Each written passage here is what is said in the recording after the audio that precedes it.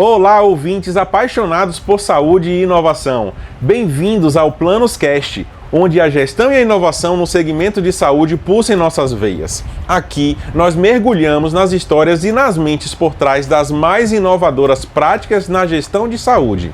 Eu sou o Thiago Doria, o seu anfitrião, e hoje temos um episódio verdadeiramente inspirador para vocês. Hoje, estamos honrados em ter conosco Andresa Vanin, uma profissional extraordinária e com uma rica trajetória em consultoria empresarial. Ela é especializada em finanças empresariais e contabilidade gerencial. É uma defensora apaixonada do empreendedorismo e da inovação no setor de negócios femininos. Andresa Vanin atua com orientação empresarial para negócios femininos no ecossistema de inovação. Ela é formada em contabilidade e especializada em finanças empresariais e contabilidade gerencial. Ela é empreendedora, consultora empresarial e educadora de finanças pessoais. Neste episódio, vamos explorar um tema vital para qualquer clínica ou hospital que busca se destacar e prosperar em um mercado cada vez mais competitivo. Estamos falando sobre inovação na gestão de clínicas. Andresa nos trará sua perspectiva única sobre como a inovação não é apenas uma palavra da moda, mas uma necessidade real e um poderoso motor para transformar clínicas, melhorar os serviços de saúde e, claro, os resultados do negócio. Então, se você é um gestor de clínica, um profissional de saúde ou alguém fascinado pelo mundo de gestão, este episódio é para você. Prepare-se para ganhar insights valiosos e dicas práticas de uma das mentes mais brilhantes no campo da consultoria empresarial e inovação. Andresa, é um prazer imenso tê-la conosco hoje. Bem-vinda ao PlanosCast. Uau, que apresentação, viu? Amei. Conta um pouco pra gente sobre a sua jornada que te trouxe até este ecossistema de inovação. Tá. Minha jornada profissional passa pela maternidade. Você já falou, eu sou formada em contabilidade, então eu sempre atuei na área empresarial. Eu trabalhei com finanças, contabilidade em algumas empresas e fui demitida na última e comecei a empreender. Logo depois que eu fui demitida, eu engravidei. E aí, além de ser difícil você conseguir um emprego grávida, né, também fazia parte do que eu queria estar mais próxima da minha filha e do outro que eu também queria ter.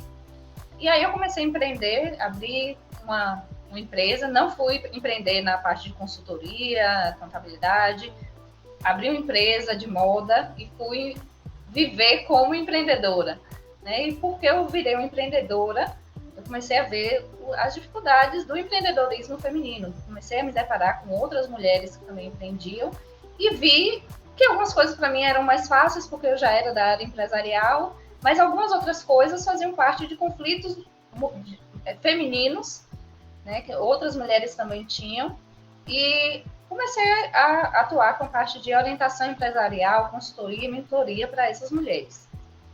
E em determinado momento eu comecei a ouvir um pouco mais sobre a questão de startups, né, e não entendia exatamente o que era esse modelo de negócio, e quis entender e comecei a pesquisar, até que chegou até mim um edital do Ali, do Sebrae, e dentre outras coisas, tinha o Ali Ecossistema de Inovação. Eu não sabia nada do que era um ecossistema de inovação, mas resolvi que eu queria conhecer, queria participar, e participei da seleção, passei, e aí começou essa jornada em relação à inovação. Eu acho que é interessante a gente falar sobre o que é um ecossistema de inovação, né? Porque ainda aqui no Brasil é um assunto muito novo. Quando eu comecei, que eu não sabia nada, eu falei, meu Deus, será que todo mundo sabe o que é um ecossistema? Só eu que não sabia, e depois eu percebi que não, que realmente é algo novo. O ecossistema de inovação se preocupa com a cidade ou a região que ele está, e tem os atores, né, as pessoas que atuam, as instituições que atuam naquele local e que podem fazer alguma diferença e fazer um planejamento no empreendedorismo inovador. E aí tem as bases dos atores e de suas hélices.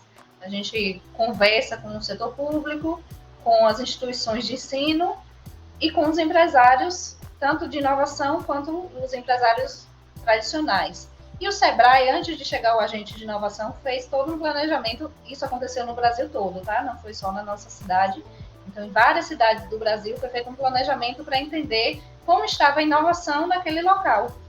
Então, o que é que já tinha, o que é que não tinha em relação ao poder público, em relação às instituições de ensino, em relação ao empreendedorismo. Existe aí uma trilha para esse empreendedorismo. E, dentre essas coisas, algo que é feito é pesquisar quais são as vocações da cidade. O que é que tem de forte naquela cidade? Na nossa cidade, em Feira de Santana, uma das coisas fortes é a área de saúde.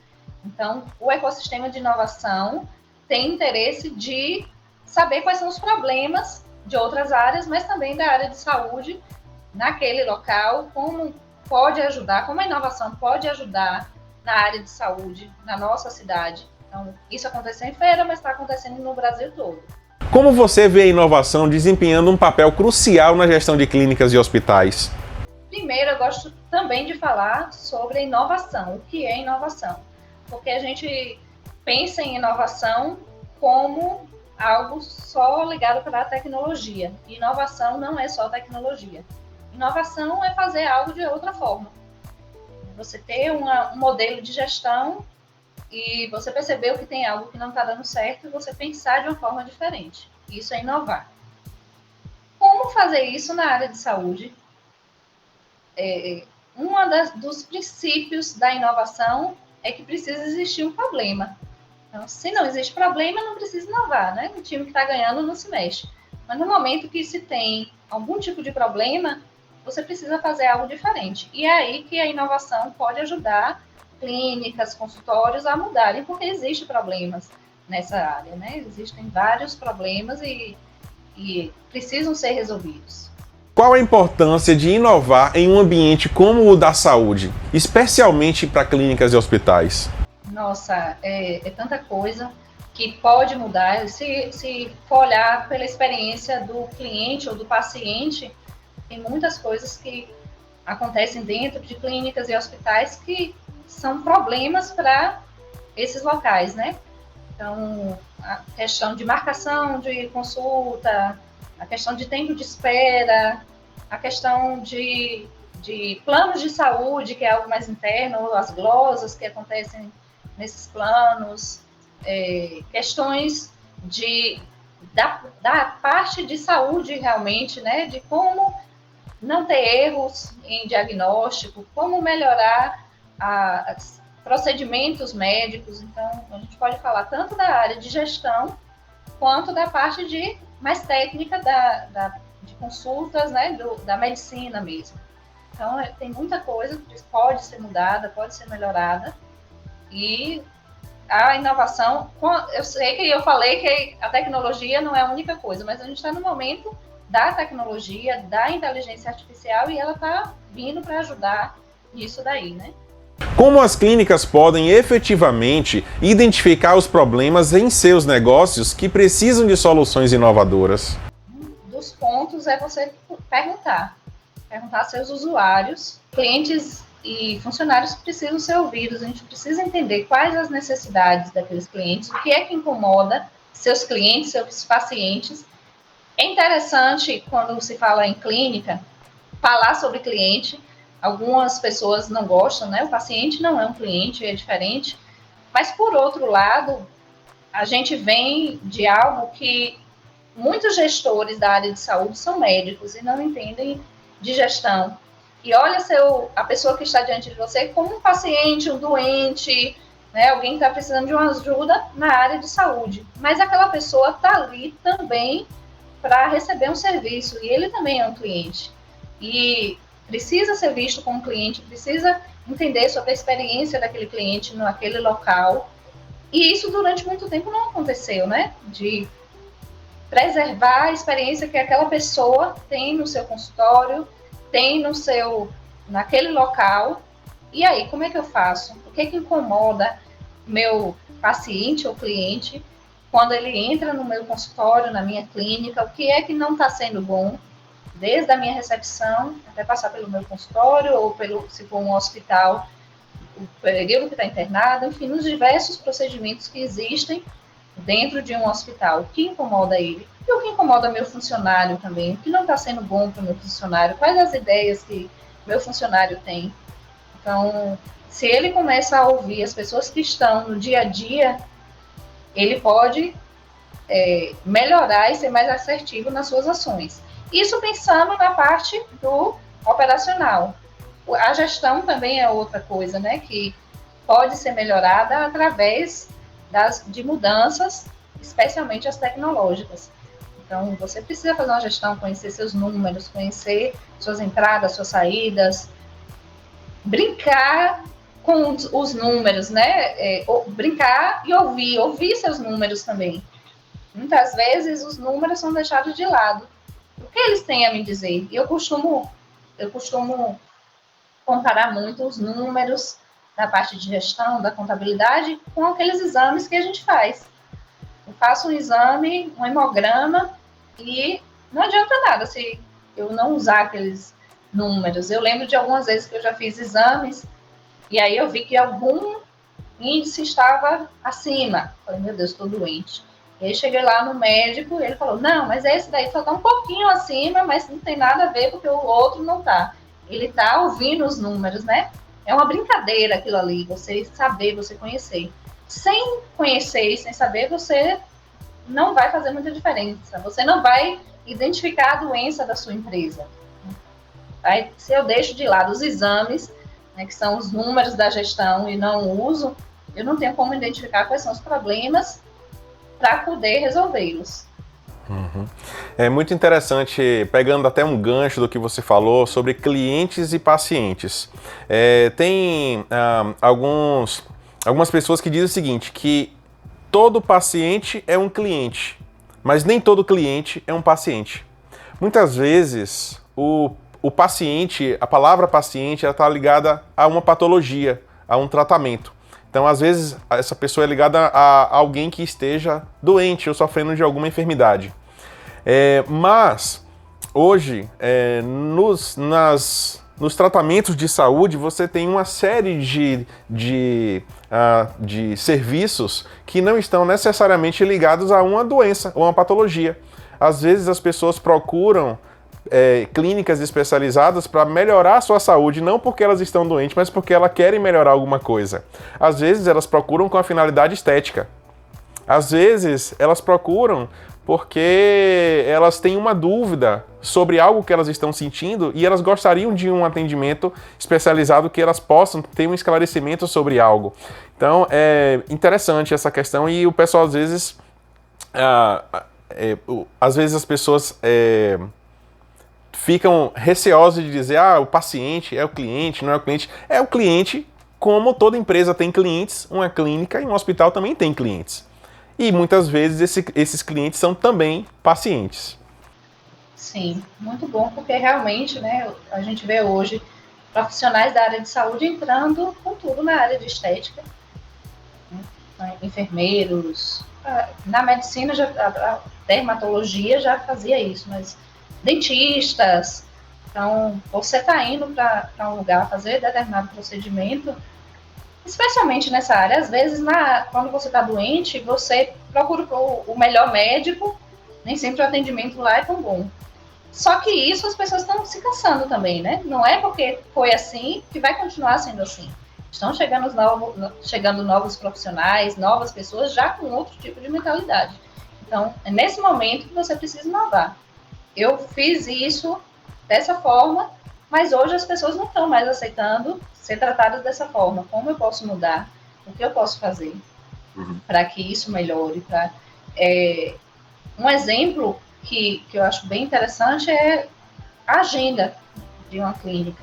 Eu marco uma consulta, às vezes eu marco uma consulta com um mês de antecedência, 2 meses. Às vezes, dependendo do que aconteça, a pessoa pode esquecer. E muitas vezes você não era avisado, né, que ia ter aquela consulta, você que se virasse. Hoje em dia já é uma prática comum dos locais mandarem um linkzinho para você confirmando se você vai ou não. Isso é bom para mim como cliente, melhora a minha experiência, mas isso é bom também para a empresa. Isso é bom para aquela empresa, porque se eu sei que meu cliente, meu paciente não vai no dia que eu marquei, eu já posso encaixar outra pessoa e aquilo vai melhorar o meu faturamento. Eu não fico na dúvida da evasão que vai acontecer, eu já sei quem não vem e eu já posso encaixar novas pessoas. Então, eu estou melhorando para os dois lados. como a contabilidade e finança influenciam na perspectiva de consultoria para clínicas? Contabilidade e finanças é o coração da empresa. Se estiver fluindo tudo bem com os números e com a parte do dinheiro da empresa, com o caixa da empresa, a gente são duas coisas diferentes, realmente, falar da contabilidade e falar das finanças, né? A contabilidade, ela vai tratar a questão do patrimônio, das operações do patrimônio, do lucro. Finanças, eu estou falando do caixa, entradas e saídas de recursos. Então, qualquer empresa que não tenha lucro de forma recorrente, ela vai fechar as portas, ela não vai continuar. Qualquer empresa que tenha problemas de caixa nunca dá para pagar as suas contas, ela também vai ter um problema, ela não vai continuar. Então, você precisa analisar como um exame de coração. Eu gosto porque profissionais de saúde vão ouvir a gente, né? Então, você precisa cuidar do seu coração. E o coração que faz a empresa continuar e ter sentido é o lucro e o caixa. Ela precisa ter lucro e ela precisa ter caixa. Então, nisso, uma consultoria na área de gestão, uma consultoria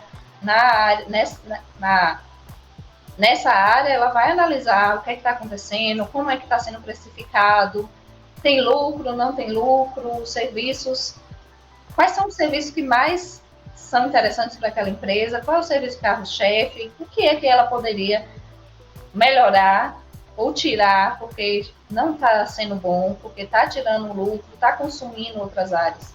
Então, a contabilidade e a finanças é fundamental em qualquer negócio, né? A gente está falando aqui para empresas de saúde, mas qualquer negócio, grande, pequeno, precisa cuidar das suas finanças, entender um pouquinho do seu negócio, dos seus números, para que ele tenha continuidade. Com certeza. Inclusive, podem existir clínicas que elas sejam de primeira no que diz respeito à inovação, podem ter o melhor atendimento humanizado e centrado no paciente, mas se elas não tiverem ali conseguindo ter realmente o lucro, a operação não se paga. Né? Então, realmente, né, tem que ter esse lucro para que a operação se mantenha, né? Sim, eu falo muito, Thiago. Quando hoje em dia a gente ouve muito falar de propósito no negócio, né? E isso é bom, isso é certo. Não é errado, não. Você pensar, por que eu estou atendendo aquela pessoa? Isso vale para todo mundo também. Por que eu tenho esse negócio? Qual é o meu objetivo em ter isso daqui?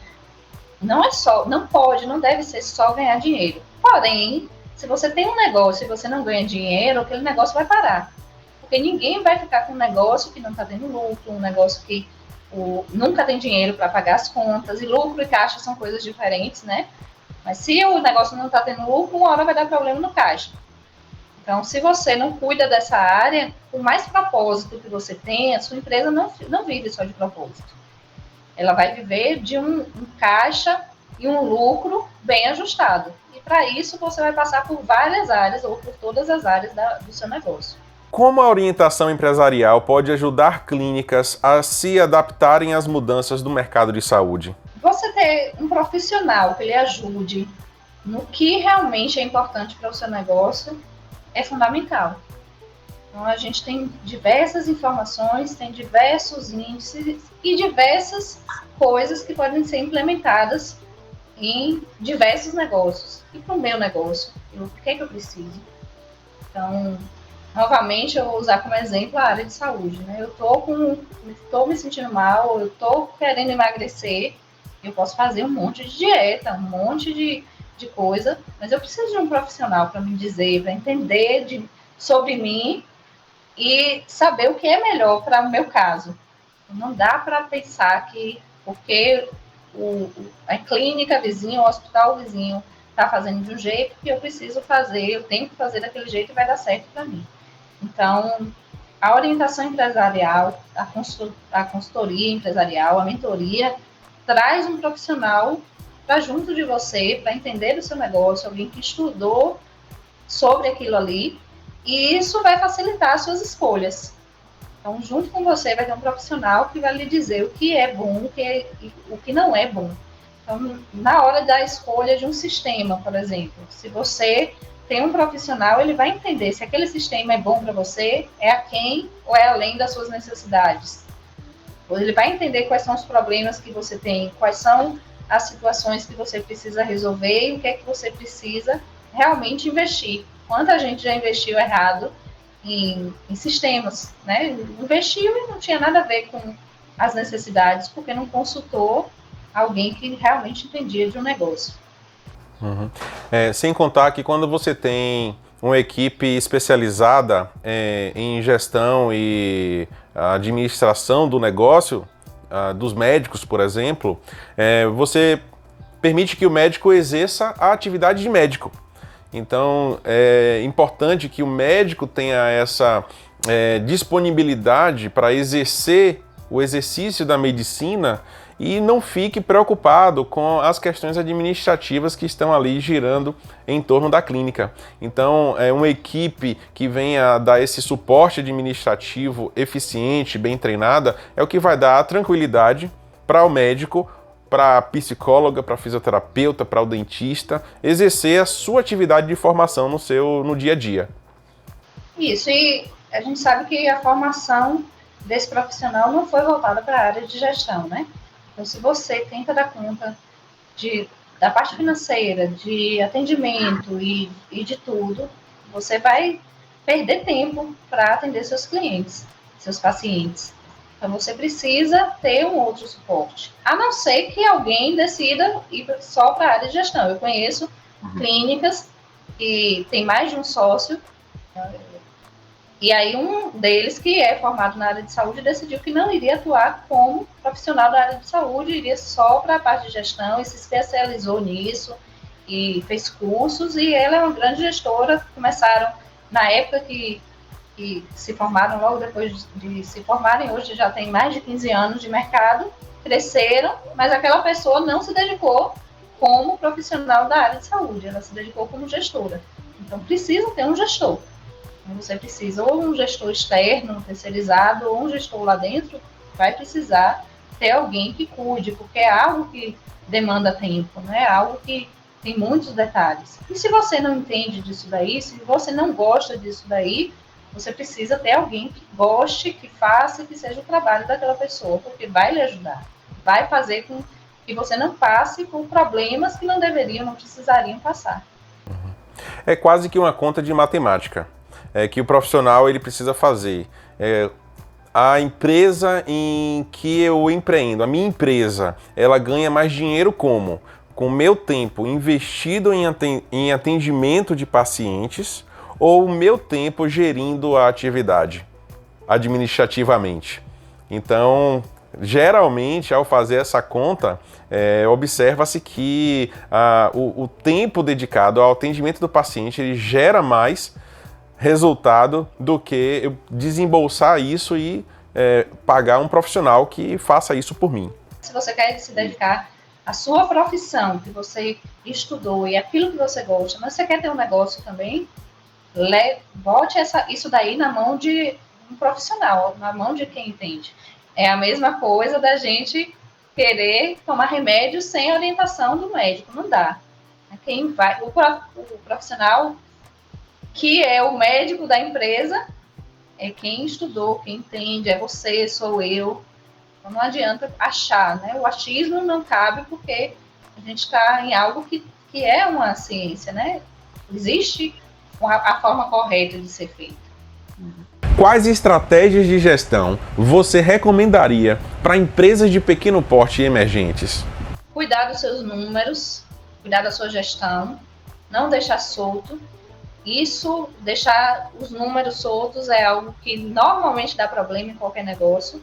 Entender qual o serviço que você oferece, qual a sua razão principal, qual o seu diferencial e focar naquilo ali, focar no marketing, ouvir o seu paciente, cliente, todas as vezes que ele vai até você, entender quais são os problemas, como tem sido a experiência dele no seu local, se ele está conseguindo resolver a doença ou a questão estética, ou seja lá qual for a situação que ele vai, se a recepção é uma experiência boa, ou se não é. Então, você ouvir seu cliente, se você tiver funcionários, ouvir seus funcionários também. Então, é um controle, né? Você ter o controle do seu negócio é fundamental. Quando você fala de números soltos, isso me remete a algumas clínicas que elas têm alguns indicadores, porém elas não compreendem aqueles números, muitas vezes. Ou às vezes elas não conseguem fazer uma correlação com outros indicadores. Então, não necessariamente o aumento de receita em um determinado mês significa que eu também vou ter um aumento do meu lucro. Às vezes eu tive naquele momento ali um desembolso maior por qualquer motivo. Então, assim, é importante, como você falou, não deixar os números soltos, é você compreender os números e os indicadores que são apresentados mês a mês ali, e principalmente acompanhar, porque muitas empresas, elas não fazem esse tipo de acompanhamento mensal. É importante que mês a mês você faça um acompanhamento de um grupo de indicadores que vão ali demonstrar se o negócio está sendo rentável, se o negócio está sendo... se ele tem valido a pena para os stakeholders, né, para os interessados ali no negócio, o médico, o dono, os sócios. Quando eu pego qualquer exame médico, eu vou lá olhar. Eu acho que eu sei tudo sobre números, né? Talvez você pense isso também. Então, eu costumo ir lá olhar e a primeira coisa que eu faço é olhar, está dentro do padrão? Aí eu olho, tudo dentro do padrão. Se não está dentro do padrão, aquilo já gera um alerta. Às vezes eu já levo os meus exames no médico marcado. Olha, esse aqui não está. Talvez aconteça a mesma coisa com um profissional médico. Não sei, não tenho certeza disso. Dele olhar aqueles números, mas assim como acontece comigo, de que, na verdade, eu não sei nada, eu só sei se está dentro ou fora do padrão. Eu não tenho como me dar um diagnóstico, porque eu estou olhando aquilo ali, né? Então, eu preciso daquele profissional para saber. E quando se pede um exame para um paciente, o médico está sabendo. Existe o básico, assim como a gente tem indicadores que são básicos, né? Tem alguns indicadores que são básicos. Ele pede um hemograma para a gente, é algo básico, mas a depender da minha queixa, ele vai me pedir um ou outro, e existe exame que não acaba mais. Assim como existem indicadores para negócios que não acaba mais. Não faz sentido eu saber de todos, ou eu fazer todos, ou olhar todos. Eu preciso daquele negócio, para depender do que é o meu negócio. Existem os básicos, mas existem alguns que vão fazer ou não sentido para o meu negócio, e isso é o profissional, é o médico da empresa que vai ajudar. E outra coisa que eu lembro disso naquela pós-graduação que a gente fez juntos, de controladoria, e falava muito sobre a questão do controle. Quando você não tem controle, você está abrindo portas para fraude, para o erro. Então, se você não está controlando, se você não controla a questão do remédio, do medicamento, pode acontecer, e é provável que aconteça, erros ou fraudes, né? Diferente de quando eu faço o meu controle certo. Isso vale para finanças também. Eu preciso ter um controle certo, porque são pessoas falhas que estão à frente do negócio, do seu setor financeiro, de cada um dos setores, então precisa controlar, se não por fraude, por erro mesmo. A gente falou há pouco sobre a importância do profissional de saúde ele se dedicar ao que ele estudou para ser. Então, médico que ele dedique tempo para ser médico, psicólogo para ser psicólogo, e assim sucessivamente. Mas é importante também que, apesar desses profissionais precisarem se dedicar às suas atividades fins, é importante que eles entendam os números. Eles não podem deixar toda a interpretação daqueles números para uma pessoa específica, ou seja, só aquela pessoa que teoricamente seria uma pessoa de confiança vai entender e interpretar esses números para ele. Mas ele precisa compreender esses números, ele precisa saber fazer as leituras, se aquele negócio ele está tendo um resultado bom e esperado, ou um resultado que não é tão bom assim. De que maneira a inteligência artificial e a tecnologia digital podem ser integradas na gestão de clínicas? A inteligência artificial está aí para todo mundo, né? E eu vi esses dias, e eu cheguei até a baixar um aplicativo que falava que se eu pego o meu exame e eu baixo os resultados do exame nele, ele vai me dar um diagnóstico.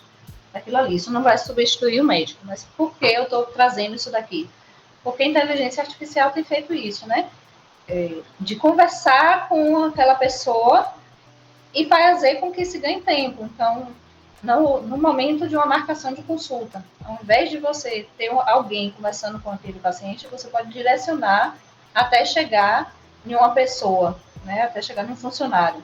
E isso já é comum acontecer, mas existem muitos lugares que não fazem ainda, especialmente os menores.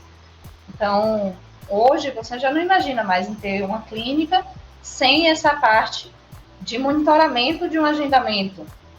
Na área de gestão também acontece isso, né? Nós, como consultores, precisamos entender que tem aplicativos, tem a inteligência artificial está aí também para nos ajudar como profissionais a melhorar a gestão daquele negócio. Assim como um médico, ele pode, se esse aplicativo está disponível para mim, que sou paciente, para o médico também deve ter, né? E existem erros de um profissional. Às vezes o paciente pode chegar lá e ele não saber exatamente qual é a doença e ter algumas possibilidades na inteligência artificial, ele consegue de forma mais assertiva.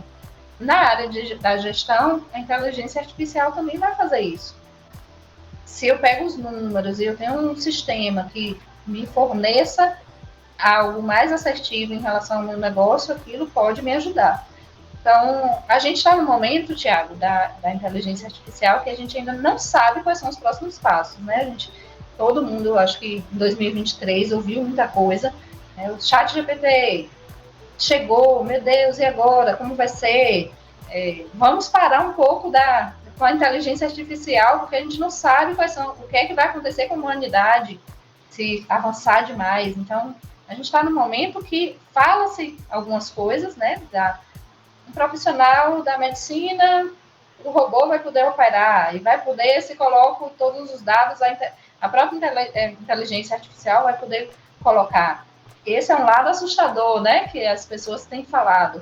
Mas, na verdade, a inteligência artificial está aí para nos dar um resultado que muitas vezes a gente não tem como conseguir. E eu lembro de uma brincadeira com as crianças, de um gênio, que você pensa em um personagem, não sei se você já brincou com sua filha de algo assim? É bacana, depois eu passo para você, se você quiser. Você tem um gêniozinho, e aí você pensa em um personagem, e ele vai fazendo perguntas. É brasileiro, é real, é isso, aquilo, tal, tal, tal. E ele normalmente adivinha quem você está pensando, é algo fantástico. É algo que se a gente faz sem inteligência artificial, normalmente a gente não chega àquela conclusão. Então, a inteligência artificial, ela vai pegando dados, né? E isso vai ajudar. Se antigamente, para eu fazer uma gestão de uma empresa, quanto tempo demorava para que um balanço empresarial ou as demonstrações contábeis ficassem prontas? Eu não sei se você já deve notar, né, a diferença de 15 anos atrás, como era 15 anos atrás e como é hoje. Hoje é muito mais fácil. Você, na hora que aconteceu, no final do dia, se você quiser, você tem um relatório. E você consegue acompanhar dia a dia, semana a semana, mês a mês. Não precisa esperar para fazer aquilo uma vez ao ano. Alguns anos atrás, já se falava muito, assim, não como se fala hoje, mas já se falava bastante sobre inteligência artificial auxiliando o diagnóstico de pacientes. Então existe há alguns anos uma inteligência artificial chamada Thompson, e ela era muito usada na época, deve ser ainda hoje, obviamente, vinculada à oncologia. Então era um agrupamento de base de dados do mundo inteiro, e quando você colocava os resultados do paciente naquela base de dados, ele já fazia um cruzamento dos dados, imagine, com milhares de pacientes espalhados no mundo, e ela tinha uma assertividade enorme no diagnóstico do tipo de câncer e do tipo de tratamento que deveria ser utilizado para aquele paciente. Então a inteligência artificial hoje, ela está muito aí disponível para nos auxiliar, não só na parte de gestão, mas também na parte de saúde. Sim, que eu acho que é uma das partes fundamentais, né? Se você consegue trazer um diagnóstico preciso para o seu paciente, você está ajudando ele. Então, quantas vezes Não sei se você já passou por isso, mas quantas vezes a gente está sentindo alguma coisa, e aí vai para o médico e fala, não, isso daí deve ser, sei lá, coluna. Aí você, não, mas isso aí deve ser o rim. Não, mas isso aí deve ser... E aí fica naquela coisa. E outra coisa também, que no SUS já existe uma unificação de dados, mas na área particular ainda não tem essa unificação de dados, né? Às vezes você vai no médico A e tá com problema e ele não sabe, ele não tem como saber. Então ainda é um problema para a área de saúde isso, eu saber o histórico do meu paciente. Meu paciente chega lá, mas ele já percorreu um caminho antes, ele teve problema antes. E aí, como fazer? Isso é algo que a inovação ainda tem que trazer em larga escala. Né? Não é ainda tão comum que exista um histórico do que aquele paciente fez, pelo menos na rede particular, no plano de saúde, o que aquele paciente fez ao longo de um ano. E se ele tiver com uma reclamação recorrente, e eu chego num consultório, e eu não estou sabendo que aquilo ali é recorrente, que aconteceu há 6 meses atrás, há um ano atrás, então isso pode ajudar muito no diagnóstico. Tem uma frase, Andresa, que ela cabe bem aqui, e ela diz o seguinte: nenhum homem é melhor do que uma máquina, e nenhuma máquina é melhor do que um homem com uma máquina. Então, é por isso que é importante que nós saibamos como que é a melhor forma de utilizar a inteligência artificial, de utilizar todos aqueles equipamentos inovadores, de última tecnologia, né, que estão aí ao nosso dispor. Mas não acredito que essas máquinas ou a inteligência artificial poderá um dia ser mais poderosa ou substituir o próprio homem. Tem uma questão que a máquina não faz, que é o de se relacionar. Né? Só homens e mulheres que têm essa questão do relacionamento, e a gente precisa disso. Então eu já ouvi nesse sentido, né? Se tudo acabar, a parte de relacionamento não acaba. Então, quando você vai no médico e ouve uma opinião dele, você está indo numa questão de confiança. Você não confia no Google. Por mais que o Google lhe dê informações ou o ChatGPT, não existe uma confiança entre você e uma máquina. Existe entre um ser humano. Que você construiu algo ou a pessoa, né? Ainda que eu não conheça aquela pessoa, mas é um grande profissional. Então, eu vou atrás daquela pessoa porque eu quero entender o que é que ela acha sobre o meu assunto. Eu já li várias coisas sobre o assunto, mas uma pessoa precisa me dizer se eu faço ou não aquilo ali, se eu sigo ou não aquele caminho. E como você vê o papel da educação em finanças pessoais na gestão eficiente de clínicas? A educação de finanças pessoais é muito importante, é essencial para qualquer gestor de empresa. E um dos problemas quando vai se gerir uma empresa é que muitos dos gestores não sabem que finanças pessoais é uma coisa, finanças da empresa é outra, e querem juntar as duas coisas. Então, quando você começa a trabalhar na parte de finanças pessoais, você está dando um norte para uma pessoa. Você está fazendo com que ela pense no curto, no médio, no longo prazo. O que é que ela vai fazer daqui a 5 anos, daqui a 10 anos, daqui a 50 anos, mas também vai pensar no curto prazo. E ela precisa entender que o dinheiro da empresa dela não é dela. Então, muitas empresas já acabaram porque os seus gestores pegaram dinheiro do caixa e pegavam sempre. E na hora que a empresa começou a crescer e tal, inflaram suas finanças pessoais, compraram carros que não estavam na hora ainda de ser comprados, compraram casas que não estavam na hora e colocaram a empresa para pagar de forma errada. E acabaram matando seu negócio, né? Sua galinha de ovos de ouro, porque fizeram aquilo da forma errada. Então, as finanças pessoais para gestores de negócios trabalha com isso daí, dele entender que ele precisa agir da forma correta, ele não pode estar pegando dinheiro de qualquer forma daquela empresa, ele precisa ter um prolabore, ele precisa esperar o momento do lucro, ele precisa fazer reservas financeiras, porque se o gestor está tranquilo nas suas finanças pessoais, se ele reserva uma parte do seu dinheiro como uma reserva realmente, né? Se ele investe, se ele tem reserva de emergência ou de oportunidade, ele não vai ficar tirando dinheiro da empresa de qualquer jeito. ele vai ter essa tranquilidade de entender qual é o momento certo de trocar um carro, de trocar uma casa, de fazer determinada viagem. A gente trabalha para isso, né? A gente trabalha porque a gente quer também ter conforto, quer ter a família, mas não dá para fazer de qualquer jeito. E para isso precisa de um planejamento. Então, se o planejamento é importante para a empresa, para a vida pessoal também é. Essa separação realmente é muito importante, né? Porque imagine aí, imagine que um médico, por exemplo, ele resolve empreender, e aí ele vai comprar um terreno, e aí depois ele vai investir na construção ou na reforma daquele imóvel, e vai investir ali, hipoteticamente, R$1 milhão. Clínica montada, ele vai ter um retorno ali hipotético de, vou chutar aqui, 25 mil reais de lucro por mês naquele empreendimento. Então ele precisa separar o retorno financeiro que ele tem como a atividade que ele exerce como médico e também o resultado operacional financeiro que a clínica dá. E ele tem que refletir se, poxa, será que valeu a pena eu comprar um terreno, construir um imóvel, reformar um imóvel, um investimento de R$1 milhão para ter um retorno de 25 mil reais por mês? E se eu apenas alugasse este imóvel como ele era, sem nenhum tipo de investimento? Será que ele não me daria esse mesmo retorno? Então daí a importância dos profissionais, eles serem rigorosos nessa separação do que ele ganha como médico, como profissional, e o que a empresa dele ganha como resultado operacional do negócio. Essa diferença é algo que eu falo sempre, né? Você está ali no seu negócio, se você trabalha para o seu negócio, você precisa receber pelo seu trabalho. Então, se você é o médico do seu negócio, se você faz consultas, você tem que receber.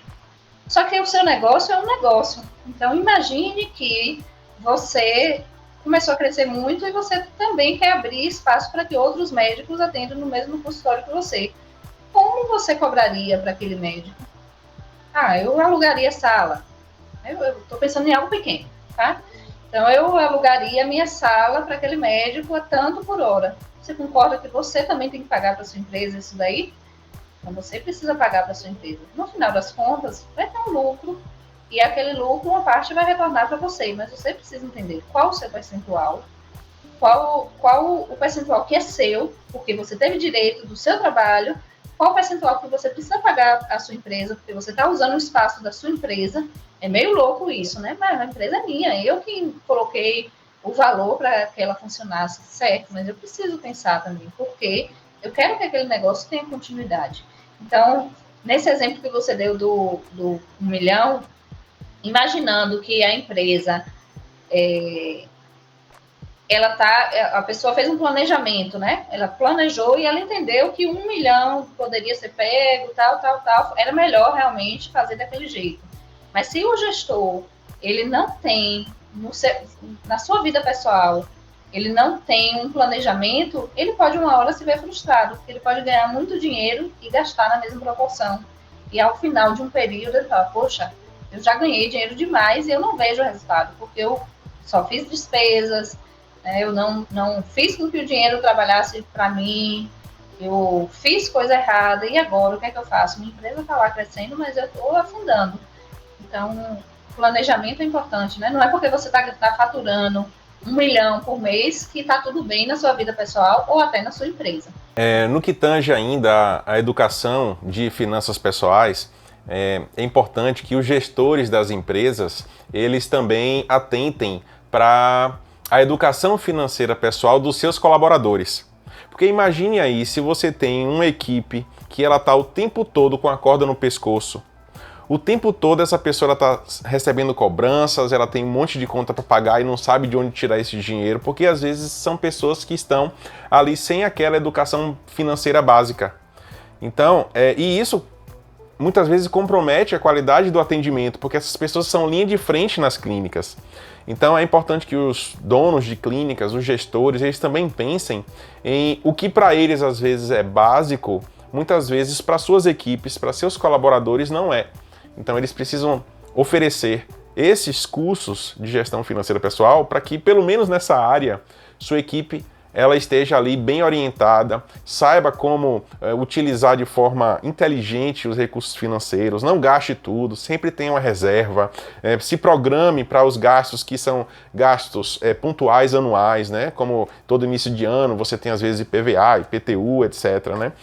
E matrícula de escola dos filhos, né? Então, isso, exatamente. Então é importante, a gente fala isso com muita naturalidade, mas muitas vezes as equipes que atuam ali nas clínicas, elas não conseguem fazer essa programação. Então é muito importante que eles foquem nisso também. Na área de profissionais, médicos, profissionais da área de saúde, são uma área, eu não vou lembrar agora o percentual, mas é uma área que tem muitos profissionais endividados, porque é uma área que exige muito a prova social. O que é a prova social? Eu agora sou médico, então eu não posso mais morar em qualquer lugar, eu não posso mais ter um carro, qualquer carro. Então eu começo a trabalhar, eu me formo e eu já tenho que provar para os outros que eu estou ganhando dinheiro. E aí eu acabo inflando as minhas despesas no momento que eu deveria estar construindo um lastro financeiro. Eu deveria estar guardando dinheiro, não deveria estar pensando ainda em ter o melhor carro, o carro do ano. Eu deveria estar pensando em fazer com que aquele dinheiro rendesse, trabalhasse para mim, seja no mercado financeiro, ou pensando em ter algum tipo de negócio, porque o médico é um profissional que ele usa o tempo dele, né? Se ele vai trabalhar só como médico, ele vai vender o tempo dele. E aí a gente vê médicos que trabalham 24, 48, plantão, etc. É muito normal que médicos continuem assim. Se você não se programa, porque ninguém também consegue ficar a vida toda trabalhando de uma forma intensa. Você pode conseguir 1 ano, 2 anos, 10 anos da sua vida, mas se você, logo no início da sua profissão, você incha as suas despesas. O que é inchar as suas despesas? É você ter bens, você compra bens que vai, ao invés de lhe proporcionar ativos, fontes de renda, você está causando despesas. Então, eu estou comprando um carro que o imposto é mais caro, que gasta mais gasolina, que a manutenção é mais cara. Eu estou comprando uma casa que tem um condomínio mais caro, que o valor da minha parcela de financiamento, se eu não paguei à vista, é mais caro. Os juros são mais caros, as minhas viagens são mais caras. E aí? E o que é que eu vou fazer no meu futuro? Na hora que eu não conseguir mais usar tanto o meu tempo assim. Então, se eu não penso nisso, meu trabalho acaba diminuindo, né? Minha satisfação com o trabalho. É muito difícil você tá trabalhando sem recursos. Trabalhando, eu preciso trabalhar essa quantidade de horas porque eu preciso pagar minhas contas. Então, aqui no Brasil, a gente ainda tem muito essa mentalidade de comecei a ganhar, eu já coloco despesas em cima daquilo, o pessoal chama de corrida dos ratos. Quanto mais ganha, mais despesas eu arranjo para cobrir aquele valor que eu ganhei a mais. Então, o certo é você tirar um percentual, você se pagar. Existe essa expressão, né? Eu ganho tanto, eu vou me pagar. O que eu vou me pagar? Eu tirar uma parte para mim, ao invés de usar no consumo, eu tiro uma parte para mim, eu boto o meu dinheiro em um investimento e eu deixo aquele dinheiro começar a render para que, quando tiver um montante maior, eu possa pensar com mais calma se é melhor deixar investido no mercado financeiro, se é melhor eu ter um negócio. Então, eu acho muito importante isso. Poucas pessoas pensam em fazer isso com seus profissionais, seus médicos, seus enfermeiros, sua área de gestão, né? Quem está no financeiro mesmo, é muito importante você cuidar do controle, mas cuidar da cabeça também do profissional que está ali, porque ele está vendo o dinheiro da empresa, mas ele está passando por tanta dificuldade, ele não sabe lidar. Então, isso pode acontecer e fazer com que a pessoa haja de forma errada, né? Não tem justificativa alguém agir assim. Mas, poxa, se eu posso ajudar de alguma forma, eu posso ajudar meu funcionário, meus colaboradores a agirem e saberem lidar com seu dinheiro, por que não fazer isso? Andresa, para a gente finalizar, eu gostaria que você deixasse uma citação que te inspira e também possa contagiar os nossos ouvintes. Tem um versículo da Bíblia que eu gosto muito, e já que eu falei de inovação, não vos conformeis com este mundo, mas transformai-vos pela renovação do vosso entendimento. a gente está falando de inovação, né? Não é porque uma coisa aconteceu daquela forma que eu não posso mudar. Então, sim, eu posso mudar, eu posso fazer melhor, eu posso fazer de outra forma para obter resultados melhores. Legal. É outra que eu gosto também, que essa eu também levo para minha falar. vida. Que é melhor tentar e falhar do que preocupar sem ver a vida passar. É melhor tentar, ainda que em vão, do que ficar sentado fazendo nada até o final. É de Martin Luther King. Andresa, como as pessoas conseguem te encontrar? Lá no Instagram, Andresa Vani. Tem o LinkedIn também, que você pode me encontrar por lá. E lá tem links que, se você quiser falar comigo, WhatsApp, tem como também. À medida que chegamos ao final deste episódio incrível, gostaria de expressar minha profunda gratidão à nossa convidada Andresa Vani por compartilhar suas valiosas percepções e experiências conosco. Andresa, sua paixão por inovação e sua abordagem prática para solucionar problemas no mundo da gestão de clínicas são inspiradoras. E claro, um grande obrigado a você, nosso querido ouvinte, por estar conosco aqui hoje. Esperamos que tenha encontrado inspiração e ideias valiosas nesse episódio e que possam ajudá-lo na sua jornada profissional. Lembramos que a PlanosCast está sempre aqui para trazer para você as mais recentes tendências, conversas e insights sobre gestão de saúde, sobre inovação e sobre liderança. Não esqueça de nos seguir e assinar o nosso podcast para não perder nenhum dos próximos episódios. Um abraço a todos, eu sou Thiago Doria e foi um prazer estar contigo aqui hoje. Fiquem bem e continue transformando o mundo da saúde.